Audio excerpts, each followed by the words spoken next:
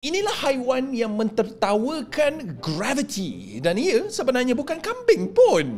Ini adalah kambing gunung. Dan yang menarik, ia sebenarnya bukan kambing sebenar tetapi lebih rapat dengan antelope. Haiwan ini mampu mendaki curun setinggi 60 darjah tanpa masalah. Kenapa? Untuk menggelap pemangsa seperti serigala, harimau gunung dan beruang. Malangnya, anak mereka masih boleh disambar helang dari langit. Jadi, bagaimana mereka boleh mendaki tanpa jatuh? Jawapannya ada pada kuku mereka. Setiap kaki kambing gunung ada 2 jari dengan pad lembut yang boleh mencengkam celah batu sekecil mana pun. Ibarat kasut mendaki semula jadi yang tidak pernah haus. Otot leher dan bahu mereka juga sangatlah kuat dan boleh mengekalkan imbangan walaupun melompat dari tebing ke tebing. Semua parkour yang kambing gunung itu lakukan hanyalah untuk menjilat batu garam. Ya, itulah ganjaran mereka.